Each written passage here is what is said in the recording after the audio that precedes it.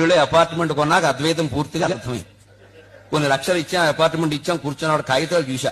20 అపార్ట్మెంట్లు ఉన్న 500 గజాల స్థలం, అందులో 25 గజాలు నా పేరు రాశారు. నేను వెంటనే బిల్డర్ని అడిగా, ప్రకాష్ గారు నా 25 గజాలు ఇవి అన్న. ఎక్కడ చూపిస్తామండి అన్నాడు.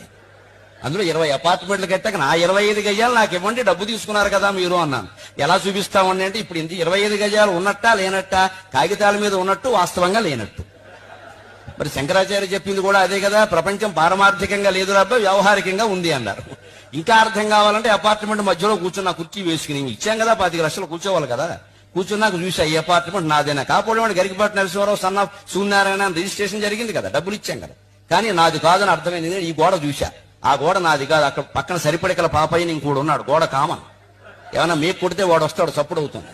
పోనీ ఈ గోడ నాది అనా, ఇక్కడ దగ్గుబల్లి దొగ్గాయని ఇంకోడు ఉన్నాడు, కాస్త చప్పుడైతే వాడు వస్తాడు. ఈ గోడ నాది కాదు. పోనీ పైన నాది అనా, సీలింగ్ ఫ్యాన్ నాదే, సీలింగ్ నాది కాదు. ఆ పైన ఇంకోడు ఉన్నాడు, వాడు పిల్లల్ని పెట్టుకుని చప్పుడు చేస్తాడు, నేను వెళ్ళి వాడిని కోపడుతూ ఉంటాను. పోనీ కింద నాదేనా, కాళ్ళు నావే, నేల నాదే, కింద ఇంకోడు ఉన్నాడు, నేనేదైనా చప్పుడు చేస్తే వాడు వస్తాడు, your children are disturbing me అని. ఎంత ఆశ్చర్యం అండి. 30 లక్షలు ఇచ్చామా, ఈ గోడ నాది కాదు, ఆ గోడ నాది కాదు, పైన నాది కాదు, కింద నాది కాదు, మధ్యలో ఉన్న శూన్యానికి 30 లక్షలు ఇచ్చి ఇది నాది అనుకుంటున్నావే. బ్రహ్మ సత్యం జగన్ మిథ్య అనడానికి ఇంకేమైనా కావాలా? అంటే అపార్ట్మెంట్ లో ఉండేవాడు